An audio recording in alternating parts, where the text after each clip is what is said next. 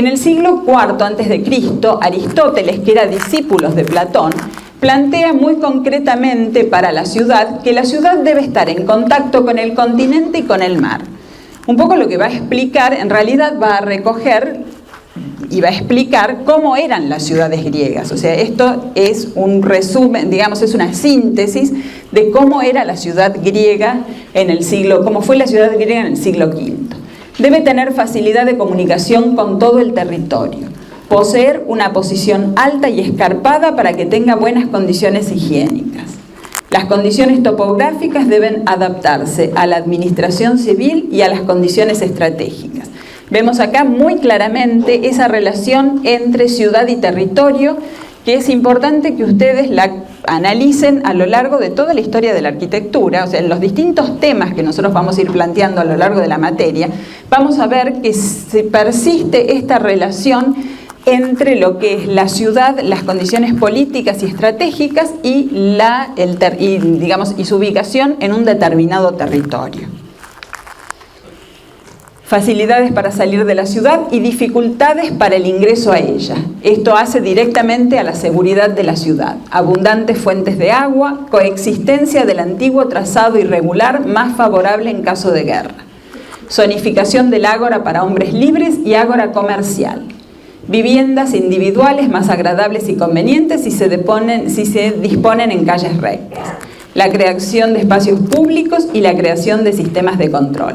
El espacio público para el griego, ¿no?, que va a estar, digamos, materializado en el ágora, precisamente, que es el lugar donde se desarrollaba la actividad, digamos, democrática y la actividad comunitaria, ¿no?, va a ser sumamente importante.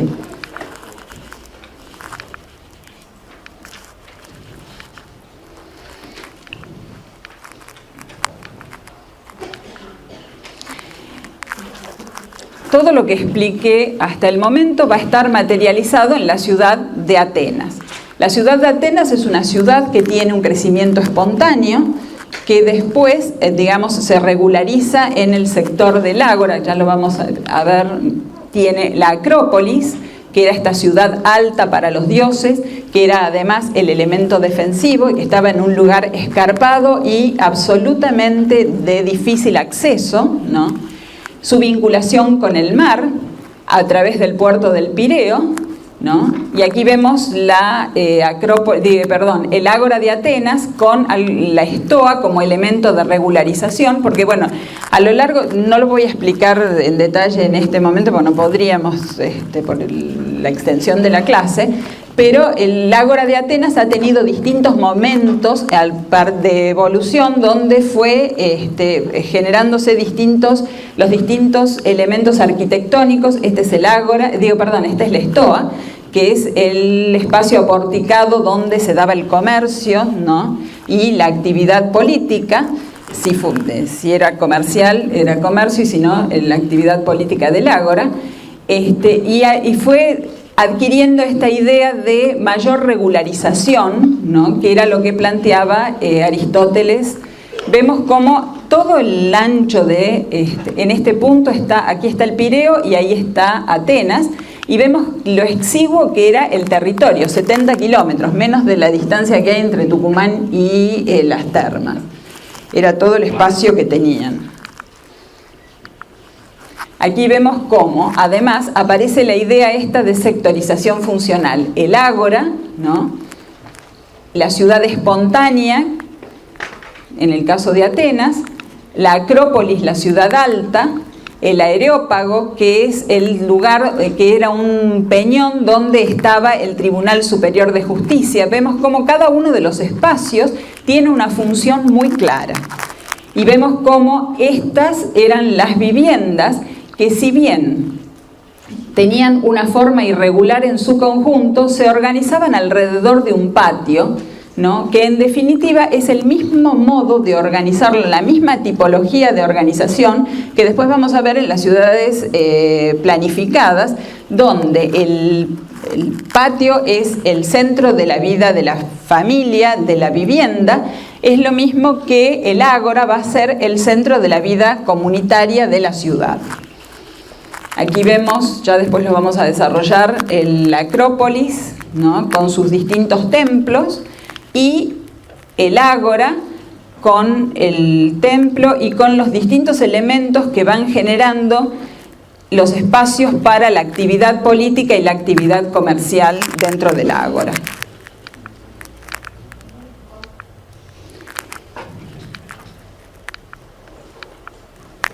Luego de las guerras médicas, empieza el desarrollo fuera de la Grecia continental, ¿no? Y aparecen las primeras ciudades planificadas, siendo la ciudad paradigmática planificada Mileto, que la diseña Hipódamo de Mileto, ¿no?, y que es reconstruida porque después de las guerras médicas surgen las ciudades planificadas, precisamente porque hay una gran destrucción de ciudades que luego son reconstruidas. En el caso de Mileto se organiza a partir de una trama regular, ¿no?, y que la trama regular se va adaptando, ustedes ven, a la geografía. Esto es una península donde, de acuerdo al sector, ¿no?, donde se acomoda la trama edificada, va tomando distintas modulaciones. Vemos el sector del ágora, ¿no? Lo mismo va a ocurrir en el caso de Priene, en Asia Menor, donde tenemos el ágora, el acceso, ¿no?, con el acceso para carruajes, el ágora comercial, ya lo vamos a ir viendo más en detalle, pero básicamente las ciudades planificadas se hacen a partir de una retícula que se va organizando en el territorio de acuerdo, variando sus medidas de acuerdo a la topografía, ¿no?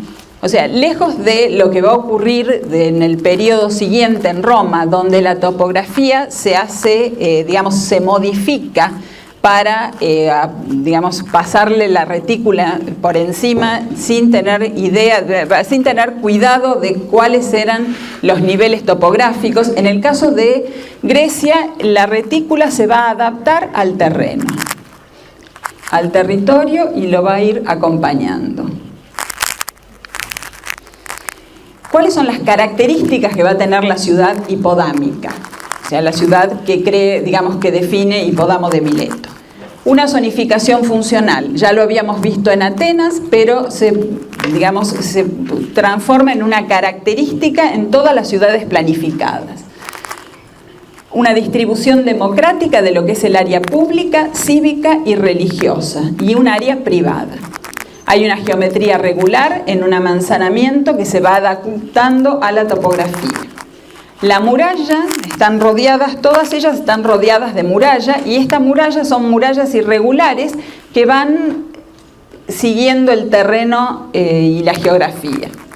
Y tienen un límite de crecimiento. Esto era lo que yo les decía con respecto a lo que planteaba Platón de los 5.040 ciudadanos.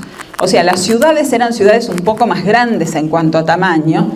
Ustedes piensen que 5.000 personas tienes un poblado como Amaicha, por ejemplo, como para que tengamos un poco la relación en cuanto a las dimensiones de la ciudad y la población.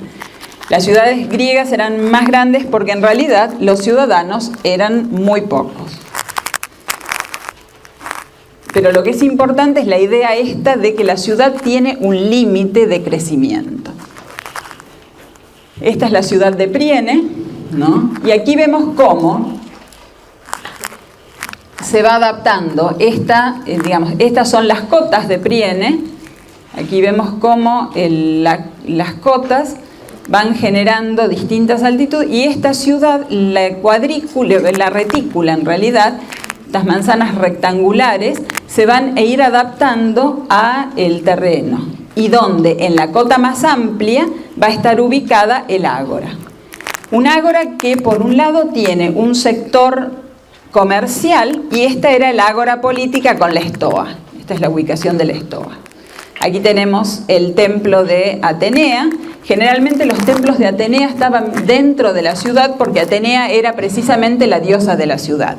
Y en un área mucho más, más lejana y retirada, estaban el templo de Demeter, que en realidad haría las veces de la Acrópolis o de ciudad religiosa alta, ¿no?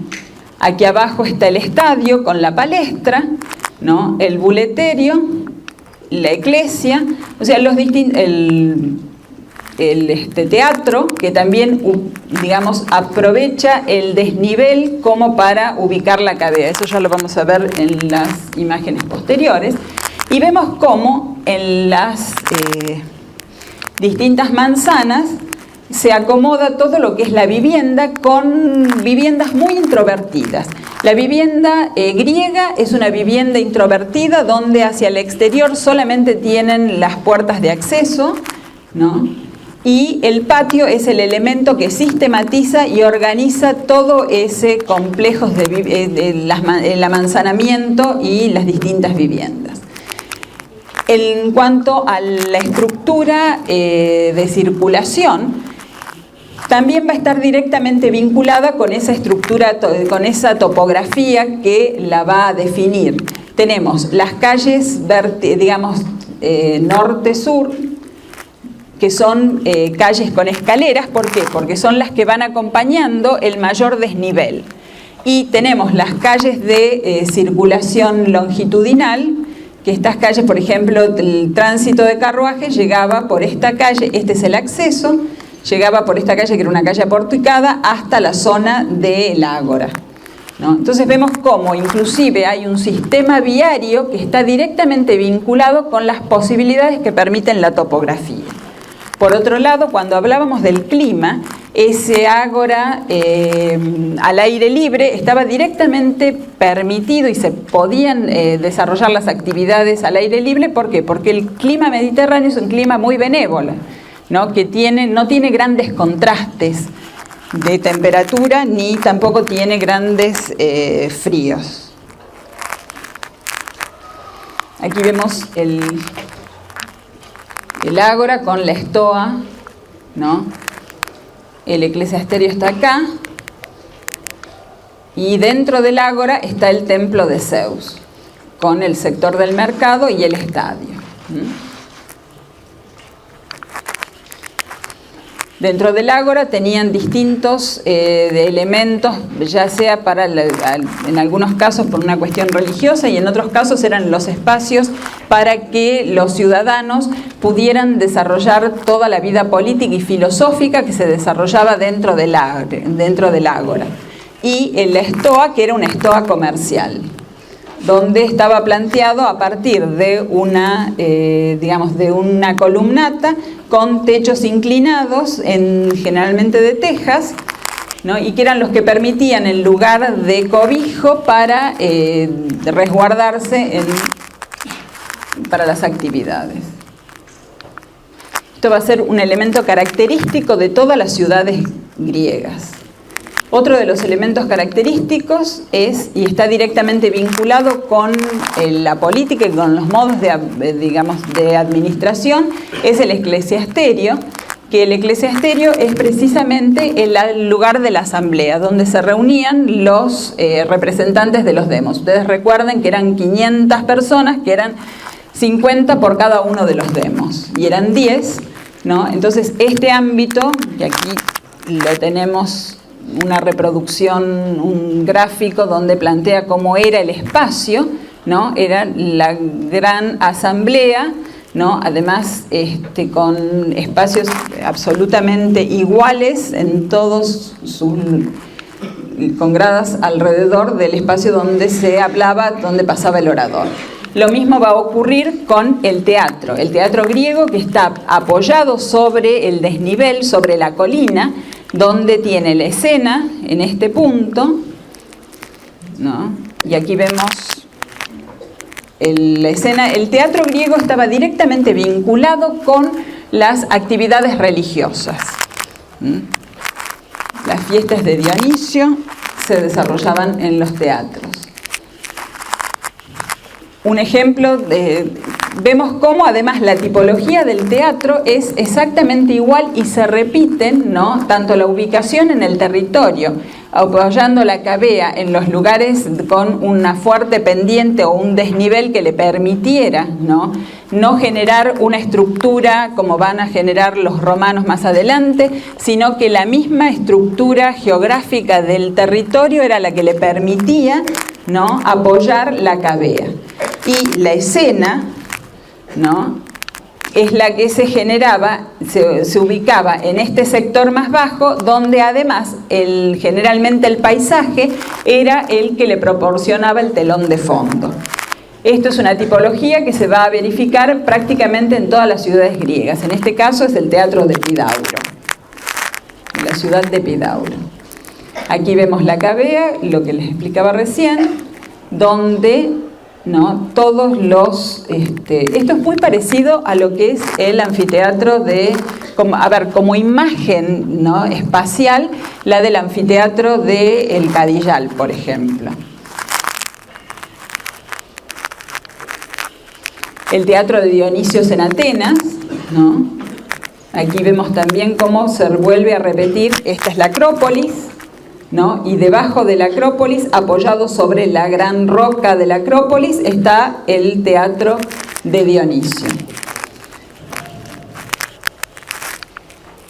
El teatro de Apolo en Delfos, una situación similar, es en este punto, y aquí vemos cómo está planteado, donde además el paisaje, aquí vendría la escena, la construcción, y el paisaje es el telón de fondo. La arquitectura la arquitectura doméstica va a ser una arquitectura muy simple. ¿Por qué? Porque el énfasis está dado en la arquitectura griega en los espacios comunitarios. La arquitectura doméstica es una arquitectura que se desarrolla a partir del patio como elemento donde se nuclea todas las distintas habitaciones, y vemos cómo son además una ubicación muy sencilla donde simplemente no había una especialización funcional muy grande, sino simplemente se dividían lo que era el espacio de la mujer, que es el gineceo, Entonces, en este sector era donde las mujeres hacían las labores domésticas, donde tejían, donde bordaban, y el hombre tenía una actividad mucho más pública, en estos sectores, que eran el andrón o el androceo, que eran básicamente este tipo, la especialización funcional se va a ir dando a partir del del periodo siguiente de Roma, donde ya empiezan a aparecer los espacios para el comedor, el espacio para, específico del recibimiento, y dos patios más una huerta. En este caso es una organización muy sencilla que además está directamente vinculada a una organización familiar sencilla. Aquí vemos en la ciudad de Priene cómo las distintas viviendas se organizan siempre alrededor de un patio, patios que tienen distintas proporciones, pero que están presentes en todas las viviendas. Aquí vemos cómo están puestos en gris, todos los patios. ¿Por qué? Porque es el elemento que generaba la articulación de las distintas habitaciones alrededor del patio. Este es el caso de las viviendas de Olinto y las de Priene. Aquí vamos a hacer una síntesis de los tipos griegos, vamos a hacer un pequeño repaso de cuáles hemos visto hasta el momento, que tenemos el tema de la ciudad planificada, y la plaza porticada, es uno de los tipos griegos. El otro tipo que desarrollamos en la materia es el teatro, la vivienda a patio y el templo griego con los órdenes clásicos, la proporción y el módulo, que va a ser lo que empezaremos a desarrollar en las próximas diapositivas. ¿Hasta aquí tienen alguna duda? ¿Quieren hacer alguna consulta? ¿O no entendieron mucho o está todo muy claro? Esta cuestión del planteo. Sí. Androceo. Esto era en la vivienda. En la vivienda. En realidad, la vida pública era de los hombres. La mujer tenía simplemente una actividad privada, ¿no? En general, cuando hablamos, ustedes cuando hice la definición de quiénes eran los ciudadanos eran los varones mayores de edad. Entonces, la actividad de la mujer estaba limitada a los ámbitos domésticos, ¿no?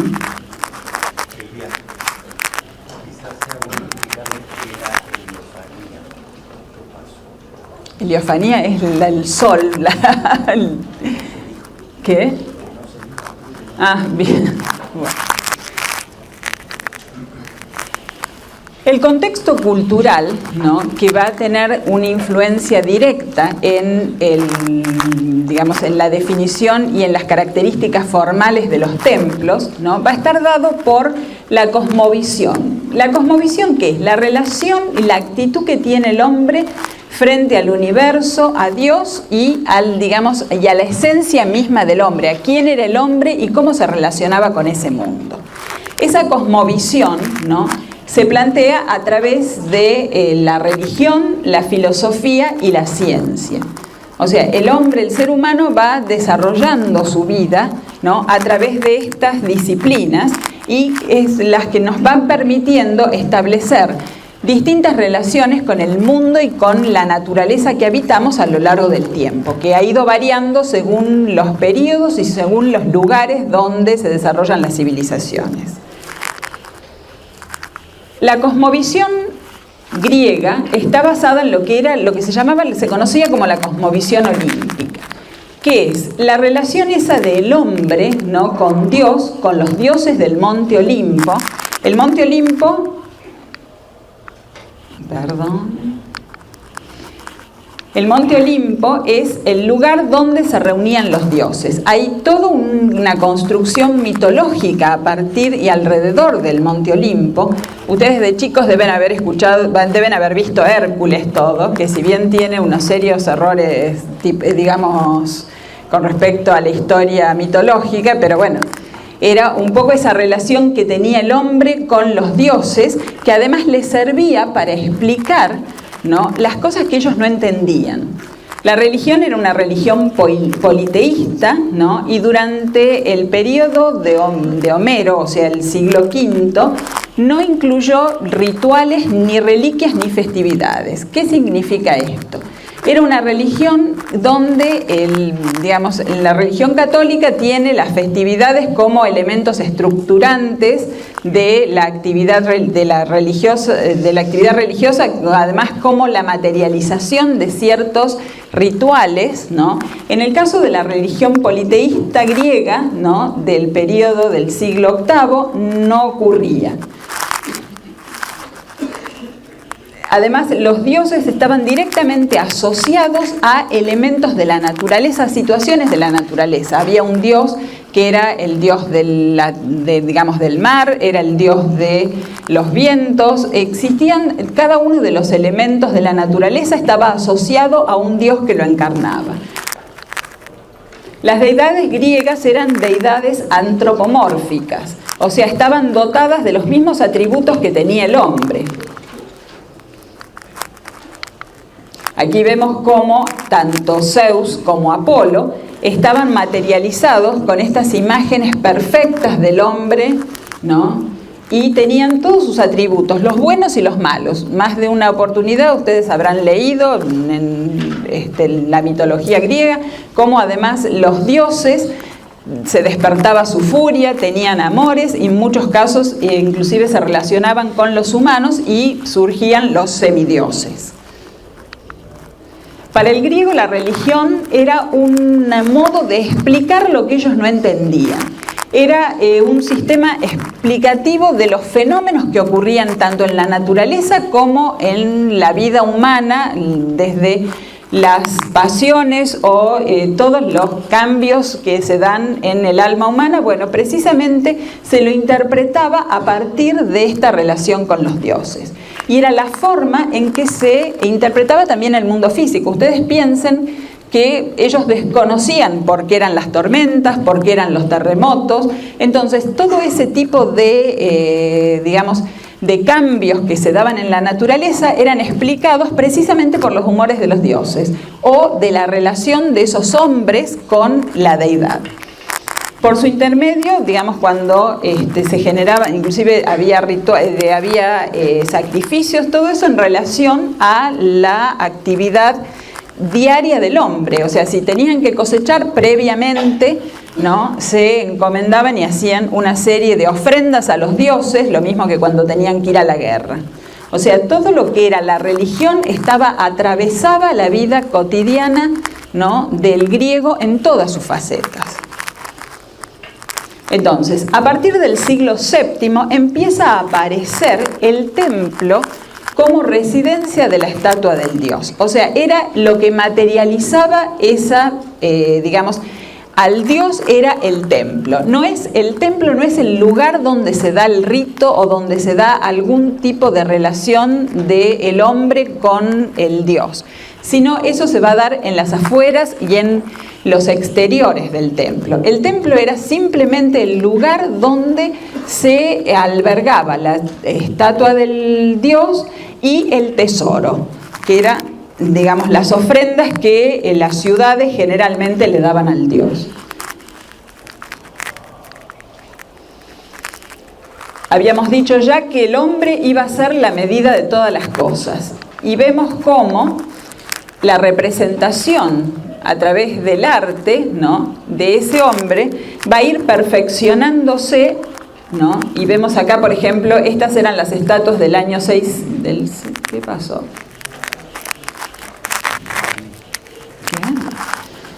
Estas eran las estatuas de la época del 600 a.C., ¿no?, donde la forma era una forma mucho más torpe en cuanto a la ejecución. A medida de que van evolucionando, y esto va a estar directamente vinculada con el impulso estético, donde lo que perseguía el griego en cuanto a la manifestación estética era ir mejorando, no generaba cosas nuevas, no generaba expresiones nuevas, sino que iba mejorando e iba tratando de alcanzar ese ideal de belleza, ¿no?, que estaba dada por el mayor refinamiento de llegar a esa idea de cómo era la naturaleza. Entonces vemos cómo estas imágenes, estas estatuas griegas del año 600 a.C., ¿no?, tenían un conocimiento mucho menor de lo que puede ser esta estatua del año 330 o el discóbolo, donde cada uno de los músculos del cuerpo humano están reflejados casi con una perfección anatómica, que esto también daba cuenta del mayor conocimiento que iban teniendo los griegos de lo que era el ser humano desde la medicina. La idea, esta búsqueda del ideal platónico, donde el artista no inventa nada, descubre, simplemente ve más claro que otros cómo deben ser las cosas. Y eso lo vamos a ver a lo largo de todas las manifestaciones artísticas, incluida la arquitectura. En este periodo es el periodo de desarrollo de la filosofía, donde Platón y Aristóteles van a ser quienes, Aristóteles es discípulo de Platón, donde además Platón plantea la, filosofía racionalista, y Aristóteles plantea un empirismo, que es, para Platón, ¿no?, el hombre tiene que entender y tiene que tratar de buscar el orden ese a través de la razón.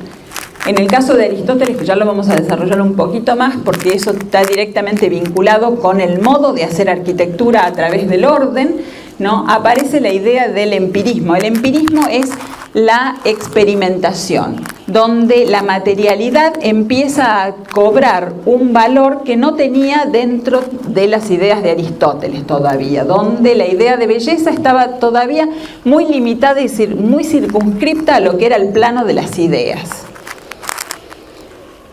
que es un poco cuando hablamos del idealismo platónico frente al materialismo aristotélico. Pero en realidad hay una continuidad y un desarrollo a partir de las ideas platónicas. Aristóteles es su discípulo, ¿no? Y lo vamos a empezar a ver materializado en la arquitectura. Las matemáticas también van a tener el desarrollo de las ciencias. Con la matemática y la aritmética y la geometría van a tener un impacto fundamental en lo que es la arquitectura. Ya vamos a ver cómo la matemática y la geometría van a ser, la aritmética y la geometría no van a ser los elementos que van a permitir lograr ese concepto de orden, ese concepto de belleza que tienen los templos griegos y que tienen toda la arquitectura clásica a partir de este momento. ¿El impulso estético qué es? Cuando nosotros decimos, planteamos las condiciones estéticas tanto en la arquitectura como la pintura y la escultura, y también la música, a pesar de que no tiene una materialización formal, ¿no? Está atravesado por todos los aspectos que veníamos hablando con respecto a esta idea de la cosmovisión del hombre de cada uno de los períodos. Va a ser la arquitectura, la pintura, la escultura y la música, va a ser la expresión estética que va a tener una cultura. Cuando uno ve, que es un poco la idea de esta materia, ir viendo cómo esa manifestación estética va variando a través de los distintos periodos de acuerdo a cómo ha ido variando la cultura en cada uno de los periodos y también su relación con el territorio. El impulso estético planteado por los griegos se entiende claramente a partir de estos conceptos de Platón, donde establece la base metafísica de la belleza, la cual incluye junto con la verdad y la bondad en el mundo de los principios divinos. Un poco planteamos qué es la idea cuando hablamos de metafísica. Es lo que está más allá de lo físico. O sea, no es lo que se ve, sino lo que subyace, ¿no?, a esa idea de, a las formas. Es la idea esa de buscar la belleza a través de conceptos que son conceptos abstractos, como pueden llegar a ser la verdad y la bondad, que están planteados dentro de esa idea, de esos anhelos, de esos ideales a los cuales el hombre con sus acciones debía llegar. Inclusive eso se materializa también en la arquitectura y lo vamos a ver cuando veamos el templo, cómo los templos van, van modificando sus aspectos a partir del mismo tipo, ¿no?, arquitectónico. Se va tratando de buscar ese perfeccionamiento, ¿no?, que es la idea esa de la verdad y de la belleza utópica y de Platón. El pensamiento y la metafísica es una rama de la filosofía que se encarga de estudiar la naturaleza, la estructura, componentes y principios fundamentales de la realidad. Es lo que, la metafísica es lo que nos permite entender el mundo más allá de lo que vemos objetualmente, ¿no? Entonces, ese es el estudio que se hace de cuál es lo que subyace a la naturaleza y a ese mundo que vemos. Y es lo que va a permitir el desarrollo de las ciencias y de cada una de las disciplinas del contexto cultural. El pensamiento y la sabiduría son los que impulsan al hombre a buscar la perfección suprema, la belleza como forma de trascendencia de lo terrenal a lo supraterrenal. La búsqueda del orden subyacente en el universo para ellos son conceptos esenciales, la medida y la simetría, relaciones mensurables entre las cosas. Todo esto lo vamos a ver en la arquitectura, esa idea de establecer relaciones, ¿no?, y de medir. Por eso les decía hace un ratito que el tema de la matemática, ¿no?, tanto en su expresión aritmética como geométrica, van a tener un peso fundamental en este periodo. Su discípulo Aristóteles ya planteaba una visión mucho menos abstracta de lo que proponía Platón. Sostiene que la idea platónica era precisamente abstracta y que lo que verdaderamente importaba es cómo se materializaba, ¿no?, esas ideas en la realidad. Entonces empieza a aparecer, ¿no?, la materialidad como un elemento fundamental para el estudio. Entonces propone Aristóteles el método científico que basa en 4 elementos. La causa material, aquello de lo que está hecho el objeto. Estos 4 ítems después los vamos a ver que están muy relacionados con lo que Javier les va a explicar en el próximo periodo con lo que se conoce como utilitas, firmitas y venustas.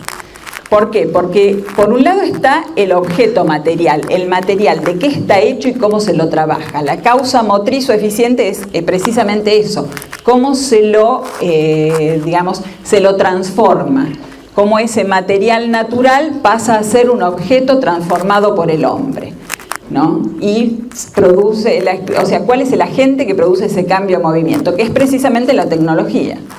La causa formal es la que da objeto a su apariencia, o sea, ¿cuál es la forma final, ¿no?, que tiene el objeto, la obra de arte, la arquitectura o el elemento utilitario? Y la causa final o teleológica, que es precisamente para qué está destinado el objeto, lo que nosotros llamaríamos cuál es la función del objeto. Para Aristóteles, la propia naturaleza, mediante sensaciones visuales y auditivas, va a dar el conocimiento que va a estar basado en la experiencia y en la memoria, que nos conduce a causas superiores basadas en el proceso de abstracción de juicios universales en donde se inicia el proceso artístico y científico. O sea, esto es un poco la síntesis. ¿Por qué? Porque la experiencia y la memoria es la que me va a permitir, ¿no?, reformular sobre una misma tipología, ¿no?, los aspectos formales para lograr un mejoramiento, ¿no?, del objeto final, que eso ya lo vamos a ver en cómo el tipo del templo te va a plantear una serie de relaciones y que se lo va a ver precisamente en cómo esto se ha ido mejorando a través del tiempo. Las formas más elevadas de lo bello son el orden, la simetría, y es ahí donde aparece por sobre todo la matemática. Esto va a ser una constante, porque la matemática, la simetría y el orden van a ser el concepto de belleza que tienen en el periodo griego. Vamos a ver cómo el arte griego muy rápidamente, ¿no?, nos va a generar, digamos, un mejoramiento, que eso ya lo explicamos en la diapositiva con las esculturas anteriores, cómo hay un mejoramiento de lo que es la figura humana a partir del conocimiento, ¿no?, del cuerpo humano, y que se da a partir de los desarrollos de la medicina y del conocimiento del hombre. Lo mismo va a ocurrir con los elementos utilitarios.